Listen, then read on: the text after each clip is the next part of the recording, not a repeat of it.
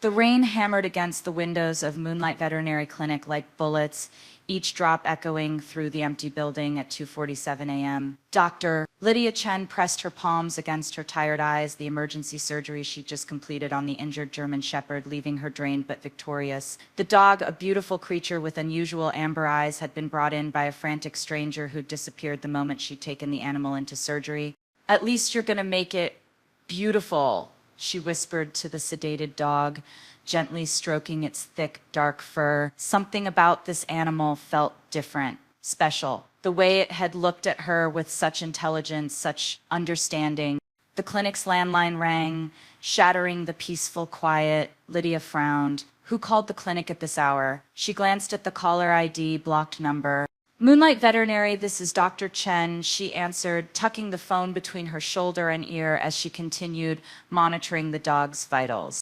"Is he alive?" The voice was deep, rough, carrying an edge of barely controlled panic that made her pulse quicken. "I'm sorry, who is this? Are you calling about the wolf? Is he alive?" The desperation in his voice cut through her confusion like a blade. "Sir, I think you have the wrong number. I just performed surgery on a German Shepherd, not a wolf. If you're looking for..." Dark fur, amber eyes, scar above his left eye. The stranger's voice was closer to the phone now, intimate and urgent. "Please, I need to know." Lydia's breath caught. The description was perfect. But how could he know? Who are you? "Someone who cares about him more than you could understand." Is he alive? The raw emotion in those 4 words hit her like a physical force. This wasn't just concern, this was agony, fear, love, all wrapped into something primal that made her heart race for reasons she couldn't explain. "Yes," she whispered. "He's stable, critical but stable. He lost a lot of blood from the gunshot wound, but I managed to..." Gunshot? The word came out like a growl, and Lydia could swear she heard something dangerous beneath it. "Where exactly are you located?" Warning bells chimed in her head. She was alone, exhausted, and now giving information to a complete stranger about a patient. But something in his voice, the genuine anguish, the protective fury, made her want to help him. "I can't give out that information to someone who isn't the owner. If you could come in tomorrow with proof of ownership..." "Dr. Chen," he said her name like he'd known it forever, and the sound sent an unexpected shiver down her spine. "I'm coming to get him. Tonight. Don't let anyone else near him." "Wait, how did you..." The line went dead.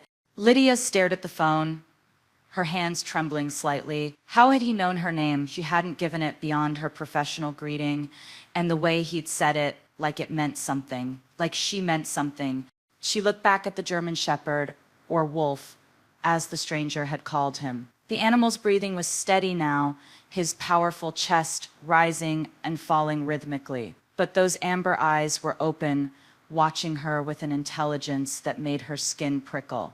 "Your friend is coming," she murmured, unable to look away from that penetrating stare. "He sounded worried about you." The dog wolf made a soft sound, almost like he understood every word.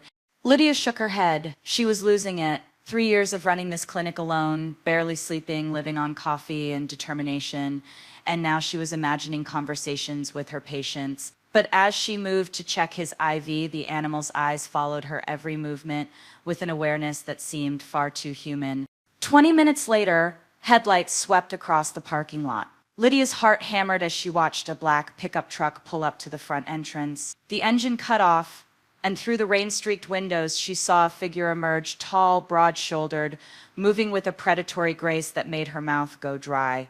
He was at the door before she could fully process what she was seeing, not knocking, not waiting. The door handle turned, and Lydia realized with a start that she'd forgotten to lock it after the last emergency.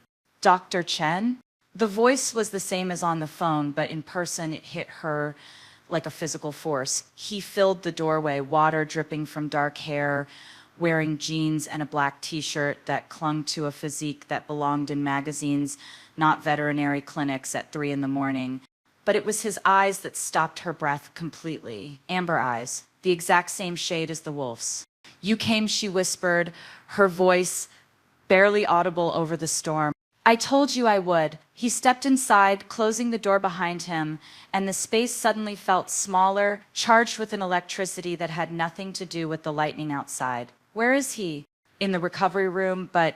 She gestured toward the back of the clinic, then caught herself. Wait, I need to see some identification. Proof of ownership. I can't just... He was already moving past her, following an instinct that seemed to guide him directly to the room where the wolf lay. Lydia hurried after him, professional protocol warring with a strange certainty that this man belonged here, that this moment had been inevitable.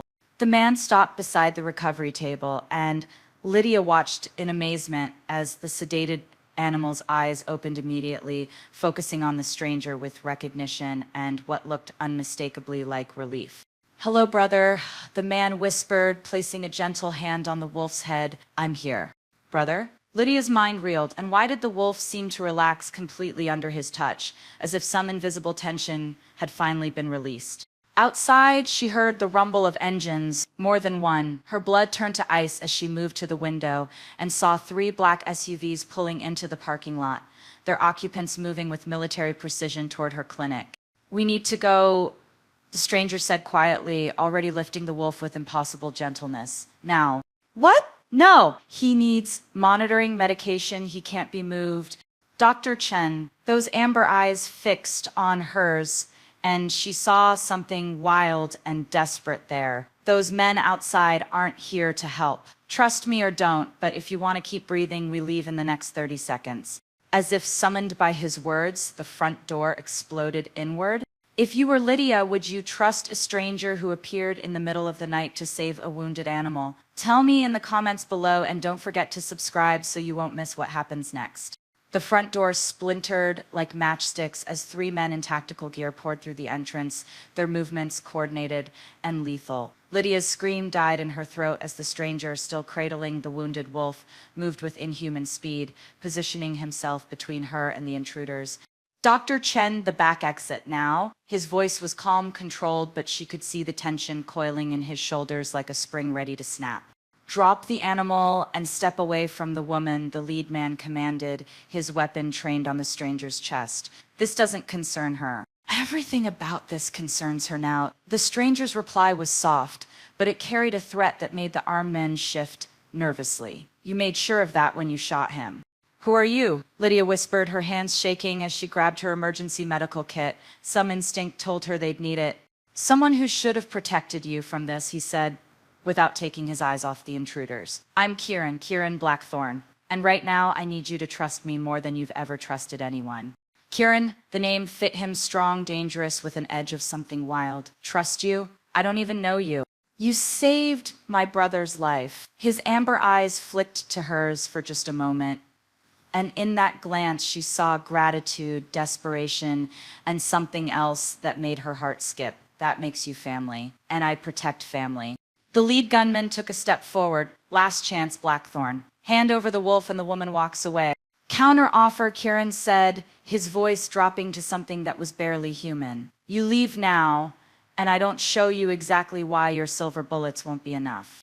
Silver bullets? Lydia's mind reeled. What kind of world had she stumbled into? "Take the shot," the leader commanded.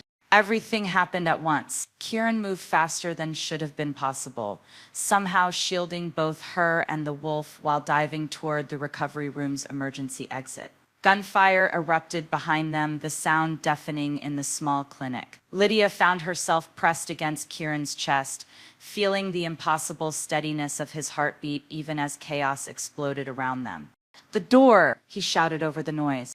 Lydia fumbled with the exit lock, her fingers clumsy with terror and adrenaline. The door swung open to reveal the storm-lashed alley behind her clinic. Kieran's truck was somehow already there, engine running. "How did you—" "Questions later. Move!" He lifted her bodily, placing her in the passenger seat before gently settling the wolf in the extended cab. The animal whimpered softly, and Lydia's veterinary instincts kicked in despite the insanity surrounding them. "His IV line is compromised. He needs fluids, antibiotics. He needs to be alive first." Kieran threw the truck into gear as the first gunman appeared in the doorway behind them. "Hold on." The truck launched forward with enough force to press Lydia back into her seat. Behind them, she heard shouting, more gunfire, the screech of tires as the SUVs gave chase. "This is insane," she gasped, turning to check on the wolf. Those amber eyes were open again, watching her with an expression of gratitude that was far too human. None of this makes sense. I know. Kieran took a corner at a speed that should have flipped them, but somehow maintained perfect control. I'm sorry you're in this. I never wanted. He cut himself off, jaw clenching. You shouldn't have had to see this. See what? Who were those men? Why did they want him? She gestured toward the wolf, whose breathing was becoming more labored. And why did they call him a wolf? Because that's what he is. Kieran's hands tightened on the steering wheel. What we both are.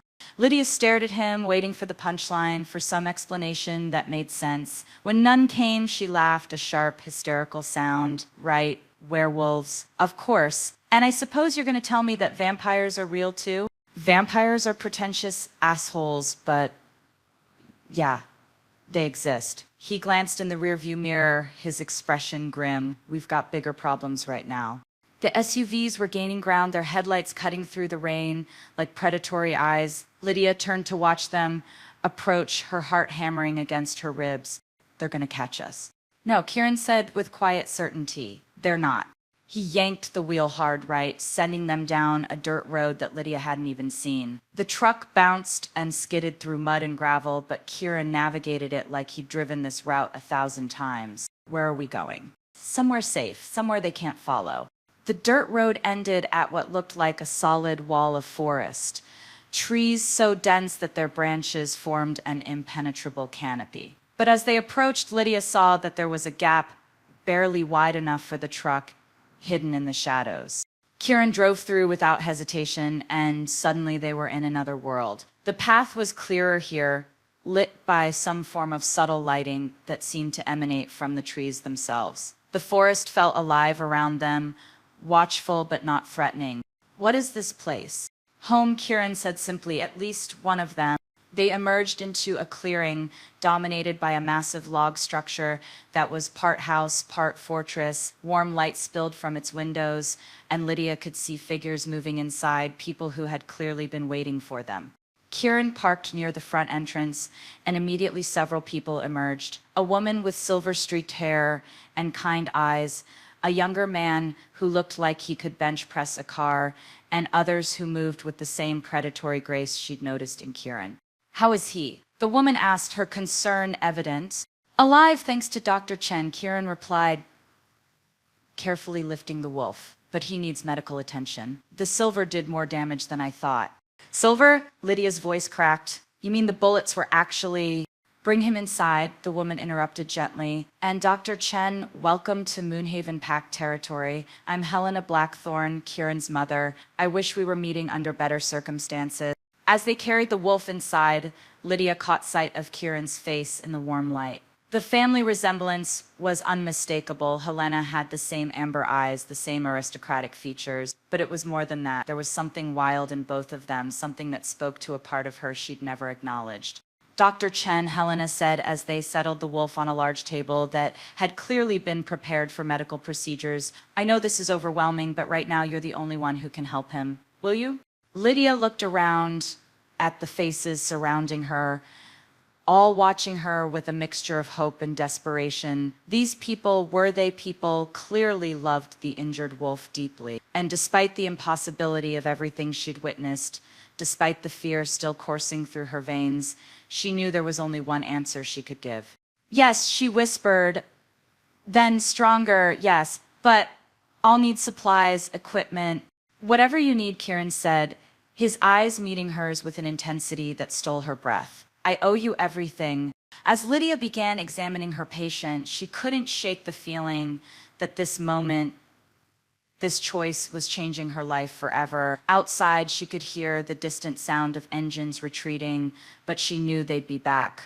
Whatever she'd stumbled into, there was no going back to her quiet, predictable life. The thought should have terrified her. Instead, as she felt Kieran's presence beside her, steady and protective, she realized it felt like coming home. For the next hour, Lydia worked with an intensity that surprised even her. The makeshift operating room was better equipped than she'd expected.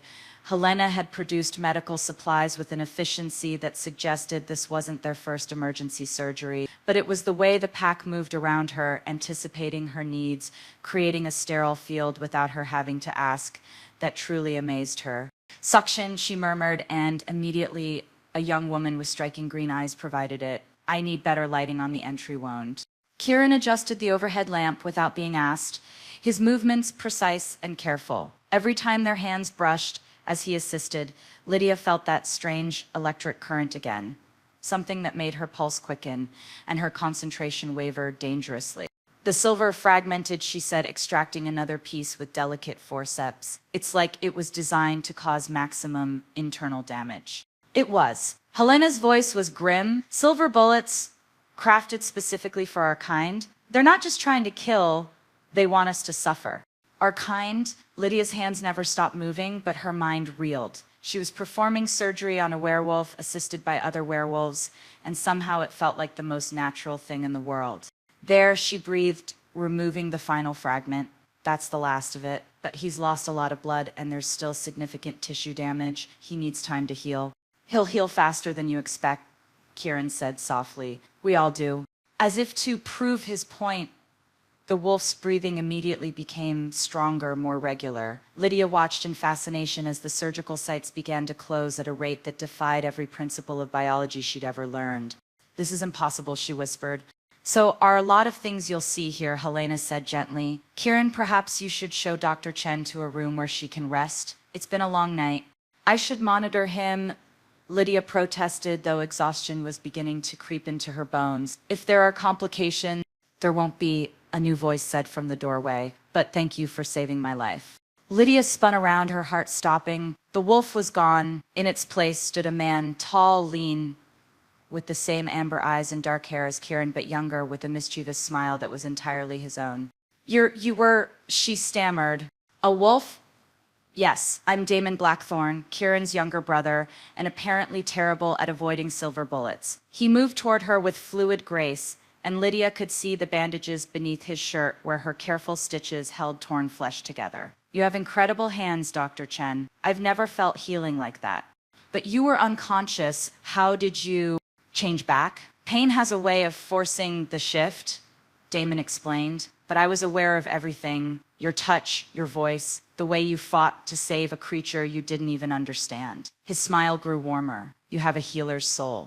Lydia looked between the two brothers, her scientific mind struggling to process what she was seeing. This is real. You're actually werewolves, Kieran confirmed. Shapeshifters. The last of an ancient bloodline that's been hunted to near extinction by those men who came to my clinic, by an organization that's been tracking us for decades, Helena interjected, moving to stand beside her sons. They call themselves the Silver Dawn. They believe our existence is an affront to nature. But you're not monsters, Lydia said, surprising herself with the certainty in her voice. I can see it in your eyes, in the way you care for each other. You're just different. Kieran stepped closer to her, and she caught his scent, pine forests and thunderstorms, and something uniquely male that made her head spin. Different enough that most humans would kill us out of fear. I'm not most humans, Lydia replied, meeting his gaze steadily. The moment stretched between them, charged with something that felt inevitable and terrifying and wonderful all at once. No, he said quietly, you're not. A sharp whistle from outside broke the spell. Helena's expression immediately turned serious. Scouts are back. A young man burst through the door, his face flushed with exertion. They're regrouping at the town limits. 3 more vehicles arrived an hour ago, and they're setting up some kind of equipment. What kind of equipment? Kieran demanded. Electronic. Looks like tracking gear. And Helena, the scout's voice, dropped. They have someone with them. Someone who knows our scent patterns. The temperature in the room seemed to drop 10 degrees. Lydia watched as every face around her hardened into expressions of cold fury. A traitor, Damon growled, his easy manner vanishing. Someone's betrayed us. Or they've captured one of our own, Helena said grimly. Either way, they'll find us by dawn. Kieran turned to Lydia, his amber eyes intense. I need to get you somewhere safe. They'll use you to get to us now. Use me how? You saved Damon's life. That makes you pack whether you understand it or not. And they'll hurt you to hurt us. His jaw clenched. I won't let that happen. But I can help, Lydia protested. I'm a doctor. If there are injuries. You're human, Kieran said, but not unkindly. This isn't your fight. It became my fight the moment I answered that phone call. She surprised herself with the steel in her voice. Those men destroyed my clinic, threatened my life, and now they're hunting people I care about. People I care about. The words hung in the air, and Lydia realized with a start that they were true. In the space of a few hours, these strangers had become important to her in a way she couldn't explain. Kieran stared at her for a long moment, and she saw something shift in his expression: surprise, admiration, and that dangerous heat that made her breath catch. "She's right," Damon said, moving to stand beside Lydia. "She's proven herself already, and we could use a skilled medic." "It's too dangerous," Kieran argued. "Everything's dangerous now," Helena said quietly, "but Dr. Chen has earned the right to choose her own path." She turned to Lydia. "We can try to get you to safety, somewhere the Silver Dawn can't reach you, or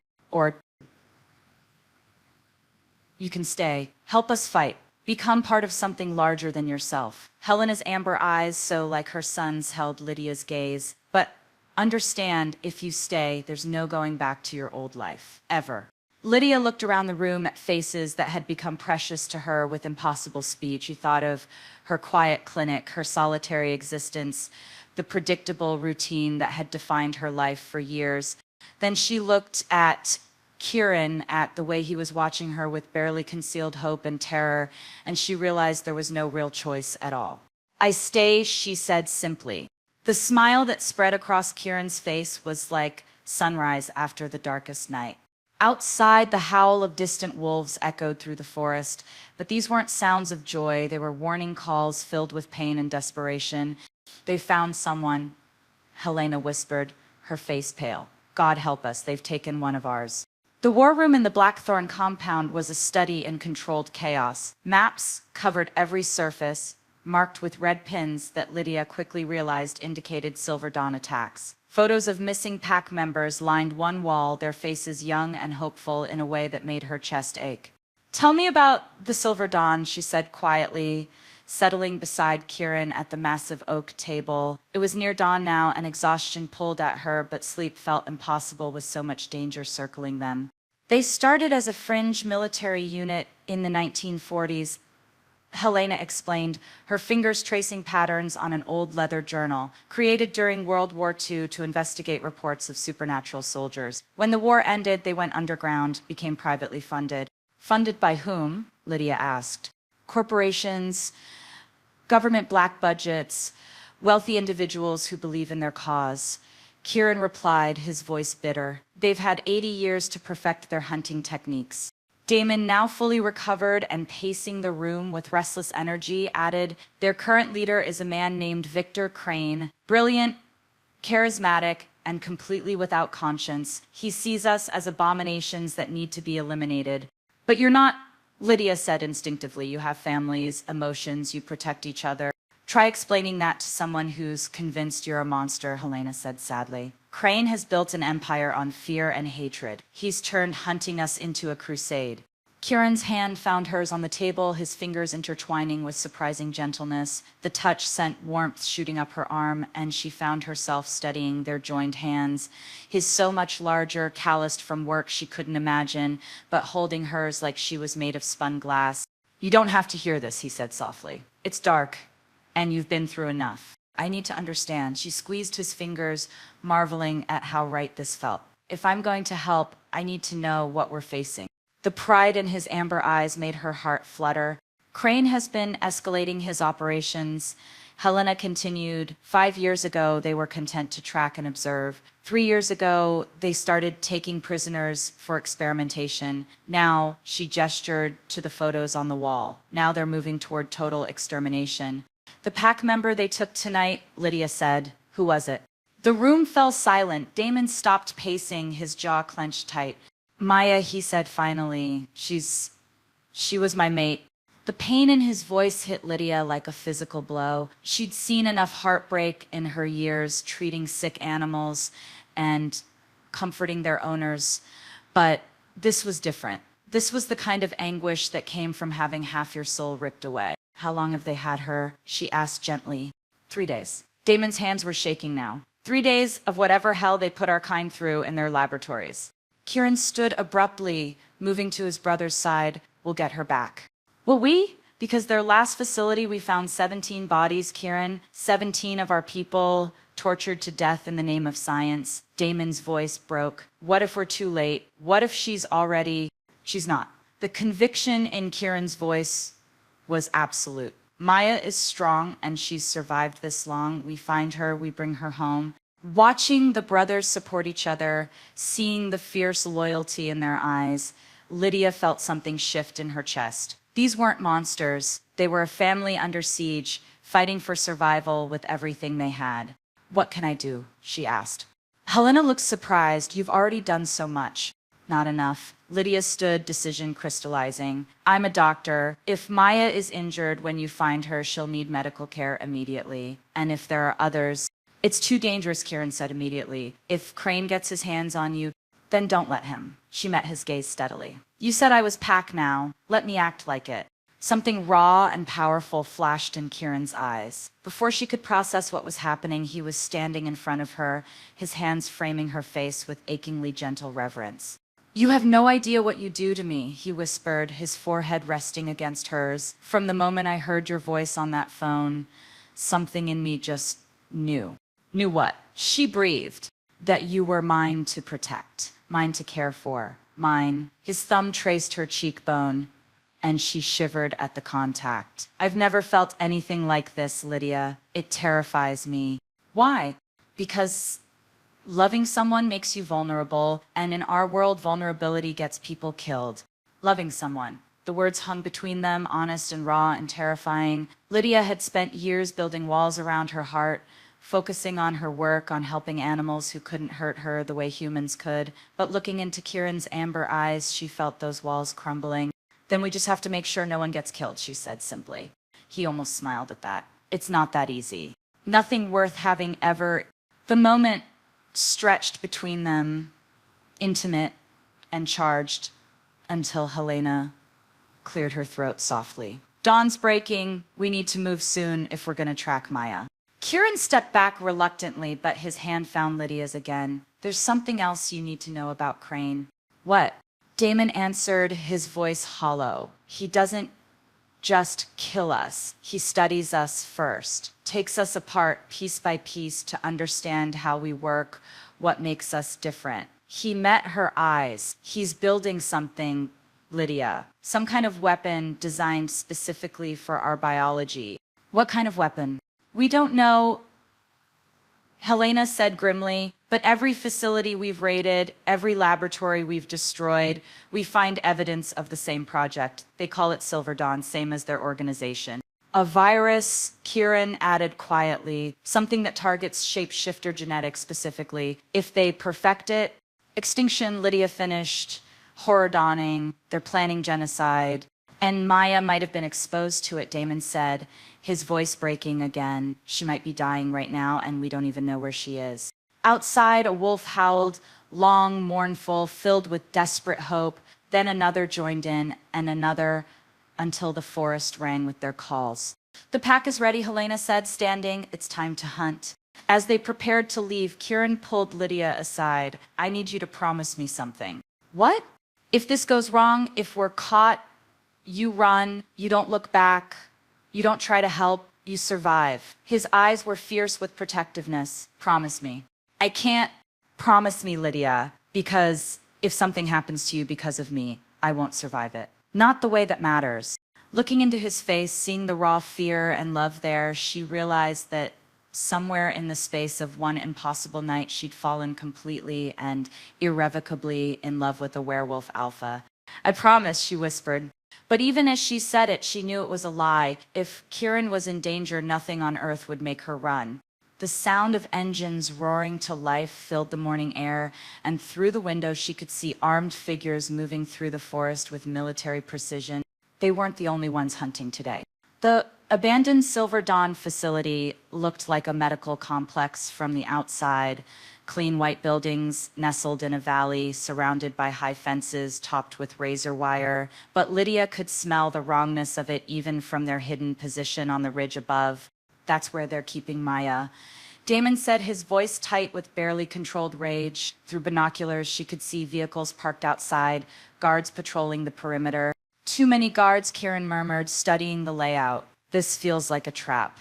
Of course it's a trap, Helena replied grimly. The question is whether Maya is still alive in there. They'd been tracking for hours, following a scent trail that led them deeper into Silver Dawn territory than any of them had ever ventured. The morning sun cast long shadows through the trees, but Lydia felt cold despite the warmth. There, she whispered, pointing to a section of the building where the windows were barred. That looks like a detention area. How can you tell? Kieran asked. The architecture, I did volunteer work at a veterinary research facility in college before I realized what they were really doing to the animals. The memory still made her sick. This has the same design. Clinical on the outside, prison on the inside. Damon was already moving down the ridge. Then that's where we go. Wait, Kieran caught his brother's arm. Something's wrong. Where are all the exterior guards? Why would they leave the front so lightly defended? As if summoned by his words, the main doors of the facility opened. A figure emerged, tall, elegant, wearing an expensive suit that seemed absurdly formal for the location. Even from a distance, Lydia could see the cold intelligence in his pale eyes. Victor Crane, Helena, breathed. The man who had dedicated his life to hunting them stood in the doorway like he was waiting for something or someone. He knows we're here, Kieran realized. That's when they heard it. A scream that seemed to tear through the morning air like a physical thing. High, anguished, unmistakably female. Maya's voice calling for help in a way that made Lydia's heart shatter. Damon exploded into motion before anyone could stop him, shifting mid-stride from human to wolf, his clothes shredding as muscle and bone reformed with liquid grace. He was magnificent. Silver-gray fur gleaming in the sunlight, powerful limbs eating up the distance toward the facility. Damon, no! Kieran shouted, but his brother was already past hearing. More screams echoed from the building, and Lydia watched in horror as Damon launched himself at the fence, clearing it in a single bound despite the razor wire that tore at his fur. It's exactly what Crane wanted, Helena said desperately. He's using Maya as bait. Gunfire erupted from hidden positions around the facility, silver flashes in the morning light, bullets designed to kill their kind. Damon stumbled but kept running, leaving a trail of blood on the white concrete.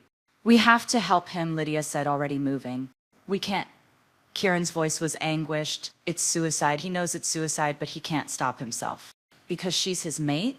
Because losing her would destroy everything that makes him who he is. Kieran's amber eyes were bright with unshed tears. I understand exactly how he feels. The implications of that statement hit Lydia like lightning, but before she could process them fully, something changed in the valley below. The gunfire stopped. Damon had reached the building and disappeared inside. For a moment, everything was silent. Then the screaming started again, but this time it wasn't Maya's voice. It was the sound of men dying in ways that defied imagination. He's gonna get himself killed, Helena whispered. That's when Lydia felt it, a strange warmth spreading through her chest, like sunlight melting ice. The sensation was foreign, but somehow familiar, as if she'd been waiting her whole life to experience it. What's happening to me? She gasped, looking down at her hands. They were glowing with a soft golden light that seemed to pulse with her heartbeat. Kieran and Helena stared at her in shock. That's impossible, Helena breathed. You're human. The warmth intensified, and suddenly, Lydia could feel things she'd never felt before. Damon's pain, sharp and desperate, somewhere inside that building. Maya's terror, but also her fierce determination to survive. And underneath it all, a connection to Kieran that felt like coming home and falling off a cliff at the same time. What am I? She whispered. A healer, Helena said, wonder creeping into her voice. A true healer. I thought they were all gone. The golden light around Lydia's hands pulsed brighter. I don't understand. Some humans are born with the ability to channel life energy, Kieran explained, his voice tight with amazement and something that might have been fear. They can heal injuries that would kill us, strengthen the pack bond, even... He stopped. Even what? Even bring someone back from the brink of death, Helena finished. But it comes at a cost. Using that much power can kill the healer. Below them, an explosion rocked the facility. Smoke poured from one of the buildings, and she could see figures running, some in Silver Dawn uniforms, others that moved with the fluid grace of shapeshifters. Damon found other prisoners. Kieran realized he's freeing them. But even as he spoke, they could see more Silver Dawn reinforcements. Arriving, black SUVs poured into the valley, disgorging armed soldiers who moved with military precision. "They'll be slaughtered," Lydia said, the golden light around her hands now extending up her arms. She could feel the injured shapeshifters below, could sense their desperation and pain. "I have to help them." "Lydia, no," Kieran grabbed her arm. "You don't understand what you're asking. That kind of healing from this distance with that many injuries, it could kill you. And if I don't try, it will definitely kill them." She looked into his amber eyes and saw her own certainty reflected there. This was why she'd become a veterinarian, why she'd spent her life healing creatures that couldn't speak for themselves. This was her purpose. "I won't lose you," Kieran said fiercely. "Not when I just found you." "You won't lose me," she promised, though she had no idea if it was true. "But I have to try." Before he could stop her, she placed her hands on the ground and reached out with that strange new power, letting it flow through her like a river of liquid gold. The effect was immediate and overwhelming. She could feel every injury, every drop of spilled blood, every moment of terror and pain from the shapeshifters trapped in the facility below. The sensation should have destroyed her mind, but instead it focused her with crystalline clarity. She began to heal. One by one, she felt their wounds closing, their strength returning, their hope rekindling. But with each healing, she felt something vital draining from her own body. "Lydia, stop!" Kieran's voice seemed to come from very far away. "You're killing yourself." She couldn't stop. Below in the facility, she felt Damon find Maya, felt his joy and relief as he held his mate in his arms, but she also felt the Silver Dawn soldiers closing in, felt the trap tightening around all of them. "There are too many," she gasped, the golden light flickering. "I can't heal them fast enough." That's when she felt Kieran's hands cover hers, felt his strength flowing into her like an electric current. The mate bond, she realized dimly. He was sharing his life force with her, amplifying her power beyond what should have been possible. Together, they reached out to every injured shapeshifter in that facility, wrapping them in golden light, giving them the strength to fight, to run, to survive. The effort should have killed them both. Instead, something extraordinary happened. The bond between them flared to life with an intensity that lit up the entire valley. Every shapeshifter within miles felt it, a beacon of hope, a call to arms, a promise that they were no longer alone. When the light finally faded, Lydia collapsed into Kieran's arms, unconscious but alive. And in the facility below, Victor Crane stood among the smoking ruins of his laboratory, watching as dozens of shapeshifters disappeared into the forest like shadows. He smiled, a cold, calculating expression that promised terrible things to come. Did you see that twist coming? What do you think Lydia really is, and can she survive the power awakening inside her? Drop your thoughts in the comments. Lydia woke to the sound of rain against windows and the feeling of strong arms wrapped around her. For a moment, she was disoriented. The bed was too soft, the room unfamiliar, and her body felt like she'd been hit by a truck. "Easy," Kieran's voice was gentle beside her, his hand stroking her hair. "You've been unconscious for 2 days." 2 days. The memories came flooding back, the facility, the healing, the incredible surge of power that had connected her to every injured shapeshifter in the valley. She tried to sit up and immediately regretted it as the world spun violently. The others she managed. Damon, Maya. Safe. They're all safe because of you. Kieran's amber eyes were filled with an emotion so intense it stole her breath. 37 shapeshifters escaped that facility, Lydia. 37 lives saved because you were willing to risk everything. She looked around the room. It was clearly Kieran's, masculine and comfortable, with personal touches that spoke of a man who valued simple pleasures. Books scattered on the nightstand, a leather jacket thrown over a chair, and everywhere the scent that was uniquely his. "Why am I in your room?" she asked, though the answer made her pulse quicken. "Because for 2 days you wouldn't let go of my hand," he said simply. "Helena tried to move you to the infirmary, but every time someone separated us, your vital signs went haywire." The mate bond, he stopped, jaw clenching. "It's stronger than anything I've ever experienced." Mate bond, the words hung between them, full of implications that both thrilled and terrified her. "Kieran, I need to tell you something," she began, but he shook his head. You don't owe me any explanations. What you did, what you sacrificed. I'm pregnant. The words fell into silence, like stones into still water. Kieran went perfectly still, his hand freezing in her hair, his breathing stopping entirely. But he whispered, I figured it out while I was healing the others. The power surged. It made me aware of everything. She placed a hand on her still flat stomach. It's early, maybe 3 weeks, but there's definitely a life growing inside me. Kieran stared at her for a long moment, his expression cycling through shock, wonder, and something that looked like terror. Is it yours? I don't know how that's possible, but yes. She met his eyes steadily. I haven't been with anyone else in over a year. And somehow that night at the facility, when our bond connected, she trailed off, not sure how to explain something that defied every law of biology she knew. Mate bonds can be intense, Kieran said quietly, especially when they're formed under extreme circumstances. The connection between us, it's not just emotional, it's physical, spiritual, genetic. He reached out tentatively, his hand hovering over hers. May I? She nodded, and he placed his palm over her stomach with reverent care. The moment his skin touched hers, that golden warmth flared again, gentler now, but unmistakably present. I can feel it, he breathed in wonder. The life, the potential, she's gonna be extraordinary. Instinct. His smile was soft, amazed. Alpha fathers can usually sense these things. He looked up at her, and she saw tears gathering in his amber eyes. Lydia! The door burst open, cutting off whatever he'd been about to say. Damon rushed in, his face flushed with excitement and panic. Kieran, we've got problems. Major problems. He stopped short when he saw Lydia awake. Oh, thank God. How are you feeling?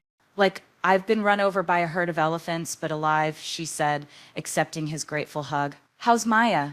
Recovering, slowly. What Crane did to her, his jaw tightened, but she's alive, and that's what matters. The other prisoners are integrating with the pack, and everyone wants to meet the woman who saved their lives.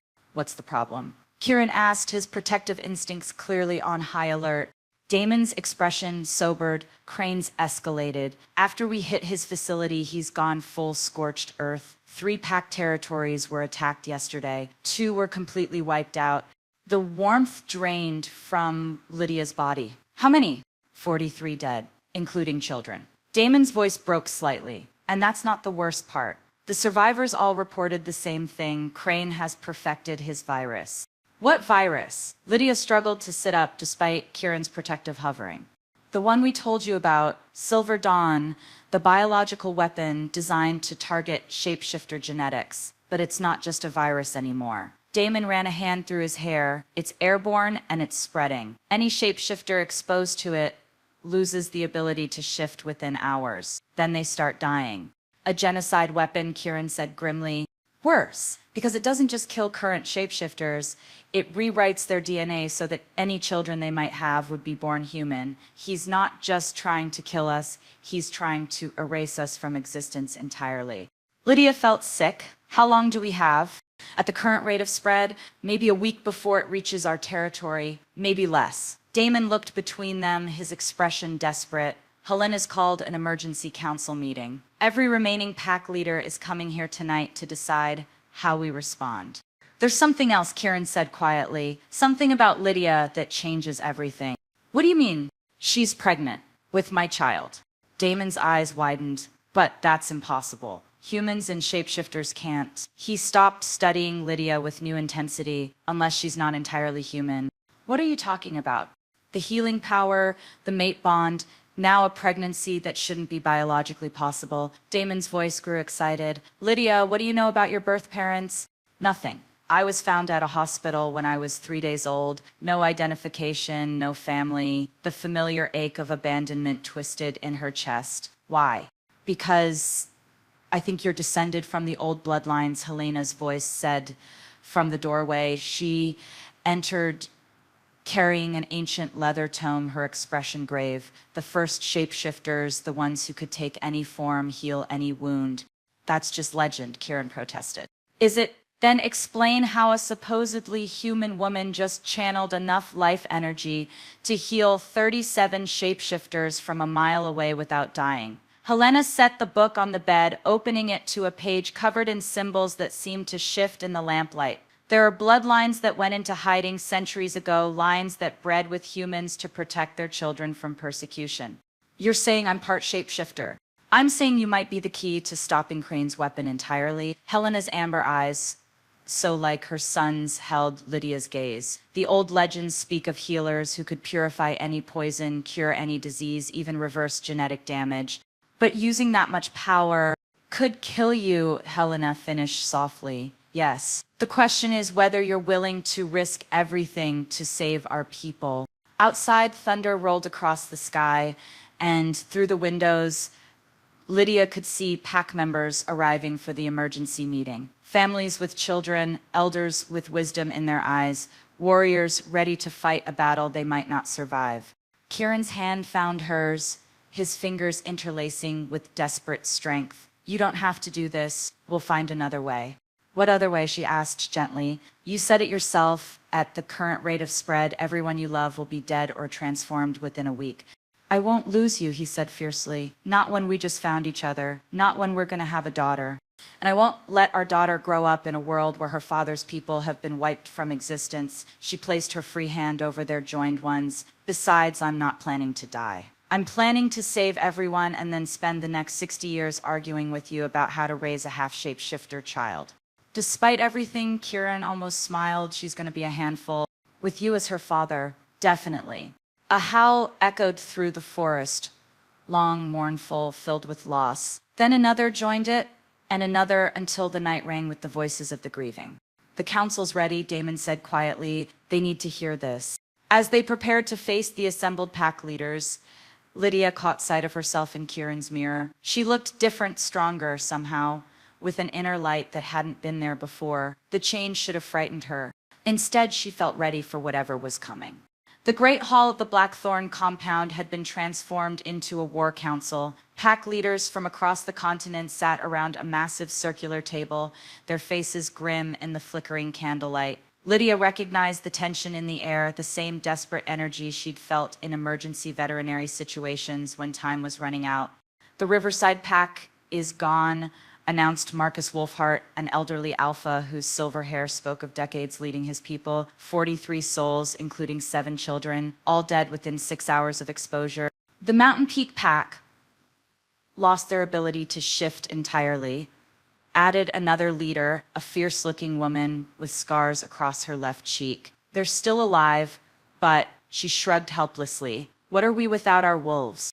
Kieran stood at the head of the table, every inch the alpha as he addressed the assembled leaders. We have a potential solution, but it comes with significant risk. More risk than watching our people die, Marcus demanded. Speak, Blackthorn. All eyes turned to Lydia as she rose from her chair. She could feel their skepticism. She was human, an outsider, someone who'd been part of their world for less than a week. But she could also sense something else, desperate hope. I believe I can neutralize Crane's weapon, she said simply, but I'll need to get close to the source. Impossible, the scarred woman Alpha Sarah Ironclaw scoffed. Crane's main laboratory is a fortress. Even if we could get you inside, the security isn't designed to stop someone like me, Lydia interrupted. They're prepared for shapeshifters, not healers from the old bloodlines. A murmur rippled around the table. Several alphas leaned forward with new interest. You're claiming to be descended from the first ones? Marcus asked, his ancient eyes studying her intently. I'm claiming to be whatever I need to be to save your people, Lydia replied. The how and why matter less than the what. And what exactly are you proposing? Sarah demanded. Helena spread a map across the table, satellite images of a massive complex nestled in the Colorado mountains, Crane's primary research facility. This is where he's manufacturing the virus, where he's coordinating the attacks. It's a death trap, Damon said, quietly. He'd been unusually subdued since the council began, still haunted by what he'd seen in Crane's other facility. The place is crawling with Silver Dawn operatives, automated defense systems, and God knows what other countermeasures. Which is why we're not going in as shapeshifters, Kieran said. We're going in as humans. The plan was audacious. in its simplicity. Lydia would pose as a captured healer, a prize that Crane wouldn't be able to resist studying. Kieran and a small team would infiltrate as Silver Dawn operatives using uniforms and identification they'd stolen from previous encounters. Once inside, Lydia gets to the laboratory while we create a distraction, Kieran explained. She neutralizes the virus at its source, we extract, and hopefully buy enough time for the remaining packs to regroup. Hopefully, Sarah repeated sarcastically. That's your strategy, hope. Hope and love, Lydia said quietly, placing a hand over her stomach. Sometimes that's all we have. The gesture wasn't lost on the assembled alphas. Several shifted in their seats, recognizing the protective instinct of an expectant mother. There's something else, Helena interjected. If Lydia is truly from the old bloodlines, her pregnancy changes everything. A child born from the union of an alpha and a first one healer. She paused, letting the implications sink in. Such a child could bridge the gap between our world and the human world entirely. Which is exactly why Crane can never know about it, Kieran said firmly. If he realizes what Lydia is carrying, he'll stop at nothing to possess or destroy it, Marcus finished grimly. The risk is enormous. The risk of doing nothing is greater, Lydia argued. Every hour we waste, more of your people die. I won't sit here debating while children suffer. Her passion seemed to galvanize the room. One by one, the alphas began nodding their agreement. When do we move? Sarah asked. Dawn, Kieran replied. Crane's expecting us to regroup to mourn our dead. He won't expect an immediate counterattack. As the council broke up into smaller planning groups, Kieran pulled Lydia aside. They walked out onto the compound's main balcony, where the night air carried the scent of pine and rain. I need you to know something, he said, his hands framing her face with infinite tenderness. If this goes wrong, if we're captured or killed, I want you to know that these past few days have been the best of my life. Don't, she whispered, covering his hands with hers. Don't talk like this is goodbye, isn't it? We're walking into the heart of enemy territory with a plan that has maybe a 10% chance of success. Then we make it an 11% chance, she said fiercely, and then a 12% chance, and keep going until we beat the odds entirely. He kissed her then, soft and desperate and full of promises neither of them was sure they could keep. When they broke apart, Lydia could taste salt on her lips and realized one of them was crying. I love you, he whispered against her forehead. I've loved you since I heard your voice on that phone, worried about a stranger's injured wolf. I love you too, she replied, the words feeling like coming home, which is why we're both going to survive this. Our daughter deserves to know her father. A commotion from inside the compound interrupted them. Damon burst through the doorway, his face pale with panic. They've taken Maya, he gasped. Crane's people, they got her. They left this. He handed Kieran a photograph. It showed Maya chained to a laboratory table, unconscious, with medical equipment surrounding her. On the back, in elegant handwriting, the healer for the mate, Dawn, come alone. It's a trap, Lydia said immediately. Of course it's a trap, Kieran replied grimly, but it changes nothing. We stick to the plan. No, Damon shook his head violently. I go alone. I get Maya, you handle the virus. We split up. Absolutely not. We go together or not at all. Kieran! Lydia's voice cut through their argument with quiet authority. He's right, Crane's trying to force us into an emotional response to make us act rashly, but maybe that's exactly what we should do. Both brothers stared at her. Think about it, she continued. Crane's expecting us to come in force, trying to rescue Maya and stop the virus simultaneously. What if we give him what he wants? An emotional, desperate alpha trying to save his brother's mate while the real operation happens elsewhere. You want to use Damon as a decoy, Kieran realized. I want to use all of us as decoys, she corrected. Crane's weakness is his arrogance. He thinks he understands how shapeshifters think, how we'll react. Let's prove him wrong. Thunder rumbled overhead and the first drops of rain began to fall. Somewhere in the distance, a wolf howled, not in grief this time, but in challenge. The final battle was coming, and they would meet it on their terms. The Colorado facility loomed against the dawn sky like a monument to scientific cruelty. From her position in the stolen Silver Dawn transport vehicle, Lydia could see the massive complex sprawling across the valley, laboratories, detention centers, and what looked like a small army's worth of defensive positions. Last chance to change your mind, Kieran murmured beside her, his silver dawn uniform making him look like a stranger, but his amber eyes were the same, filled with love and terror in equal measure. Never, she replied, checking the dampening collar around her neck one final time. The device would suppress her healing abilities until removed, making her appear to be just another captured human. Is everyone in position? Through their earpieces, confirmations came from around the facility. Damon and his team were approaching from the east, playing their part as the desperate rescue operation Crane expected. Helena led a group of pack warriors from the south, ready to create chaos when the signal came. Other allied packs had surrounded the perimeter, cutting off escape routes. Remember, Helena's voice crackled through the comm. We wait for Lydia's signal. No matter what happens to any of us, the virus has to be stopped first. The transport rolled through the facility's main gates with practiced ease. Kieran had studied captured Silver Dawn operatives for weeks, perfecting their mannerisms and protocols. To the guards, they looked like just another team bringing in a high-value prisoner. Dr. Victor Crane is expecting this one personally, Kieran told the intake officer, his voice carrying the perfect blend of professionalism and barely concealed disgust that Silver Dawn operatives showed toward their captives. The officer checked his clipboard, then looked at Lydia with interest. Even with the suppression collar, something about her seemed to radiate power, a fact that hadn't escaped their notice. The famous healer, he said with a cold smile, Dr. Crane has been very eager to meet you. They were escorted through sterile corridors lined with holding cells. Lydia tried not to look too closely at the faces pressed against the reinforced glass shapeshifters in human form, their eyes hollow with despair, but she could feel them, even through the dampening field, could sense their hope flickering to life as she passed. Soon, she whispered, too low for their escorts to hear. The laboratory where they brought her was a nightmare of chrome and glass, dominated by a massive containment unit that hummed with electrical energy. Inside the unit, she could see vials of a silvery liquid, hundreds of them, enough to poison every shapeshifter in North America.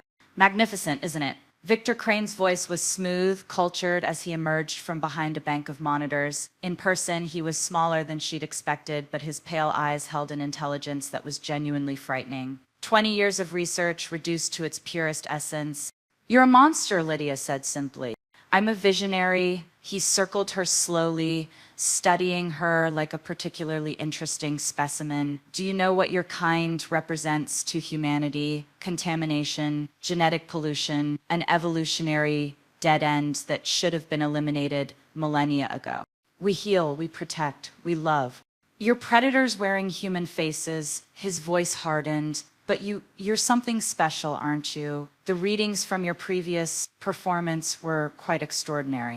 Crane gestured, and one of his technicians removed the suppression collar. Immediately, Lydia felt her power surge back to life, golden warmth flooding through her system. There, Crane smiled. Much better. Now, shall we see what you're really capable of? That's when the alarm started blaring. Sir, a technician called from his station. Multiple breaches on the eastern perimeter. Shapeshifters moving fast. Crane's expression didn't change, but Lydia saw satisfaction flicker in his pale eyes. Right on schedule. Activate the containment protocols. Release the emergency dispersal. Horror washed over Lydia as she realized what he meant. The virus wasn't just in storage, it was weaponized, ready to be released into the facility's ventilation system. Every shapeshifter in the building would be infected within minutes. You planned this, she breathed. Of course I planned this. Did you really think I didn't know about your little rescue mission? Crane moved to a control panel, his fingers dancing over the keys. Every shapeshifter pack in North America just walked into my trap. In 5 minutes, they'll all be dead or transformed, and you, my dear, are going to watch it happen. Through the facility's windows, she could see explosions blooming in the distance, Damon's team fighting desperately against overwhelming odds, Helena's warriors pinned down by automated defense systems, all of them about to be killed by the very virus they'd come to stop. Unless Crane continued conversationally, you'd like to prevent it? What do you want? Your complete cooperation. Submit to my experiments. Let me unlock the secrets of your bloodline. And I'll delay the release long enough for your friends to escape. Lydia closed her eyes, feeling the lives flickering around the facility like candle flames in a hurricane. Damon wounded but still fighting. Maya chained in a cell 3 floors below, weak but alive. Helena coordinating the retreat even as Silver Dawn forces closed in. And Kieran somewhere in the facility's lower levels, desperately trying to reach her. She opened her eyes and smiled. Counterproposal, she said quietly. Before Crane could react, she placed her hands on the floor and released every ounce of power she possessed. The golden light that erupted from her was blinding, flooding the laboratory and racing through the facility's walls like living fire. But this wasn't healing energy, this was its opposite, a cleansing force that sought out corruption and burned it away. The virus containers began to crack, their contents hissing away into harmless vapor. Every sample, every backup, every trace of Crane's weapon was consumed by Lydia's power, purified into nothing. But the effort was killing her. She could feel her life force draining away with each passing second, her vision dimming as her body struggled to channel more power than any healer was meant to contain. "Stop!" Crane screamed, lunging toward the emergency controls. "You're destroying years of work." That's when Kieran burst through the laboratory doors, no longer pretending to be anything other than what he was, a furious alpha protecting his mate. He moved with inhuman speed, crossing the room in a heartbeat, his hand closing around Crane's throat with enough force to lift the man off his feet. "You should have stayed away from her," Kieran growled, his voice barely human. But even as he spoke, he could see Lydia collapsing, the golden light flickering around her like a dying star. "Kieran," she gasped, "the mate bond. Use it." He understood instantly. Dropping Crane, he knelt beside Lydia and placed his hands over hers, opening the connection between them completely. His strength flowed into her, his life force joining with hers, giving her the power to finish what she'd started. Together, they reached out to every shapeshifter in the facility, wrapping them in protective light, cleansing their bodies of any trace of the virus, healing wounds that should have been fatal.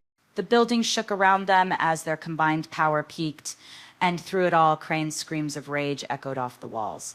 When the light finally faded, Victor Crane found himself alone in a ruined laboratory, surrounded by the smoking remains of his life's work, while alarm klaxons wailed the news that every single one of his prisoners had escaped. In the distance, he could hear the sound of wolves howling in victory. 3 months later, Lydia stood on the porch of their new home, watching the sunset paint the sky in shades of gold and crimson. The house was a compromise between human comfort and pack needs, large enough for extended family gatherings, surrounded by forest, with enough medical equipment to serve as a regional healing center. Her hand rested on the gentle curve of her belly, where their daughter grew stronger each day. The pregnancy had progressed rapidly once they'd returned to pack territory, as if the baby was eager to join the world her parents were building. "You're thinking too hard again." Kieran's voice was warm with affection as he joined her on the porch, wrapping his arms around her from behind.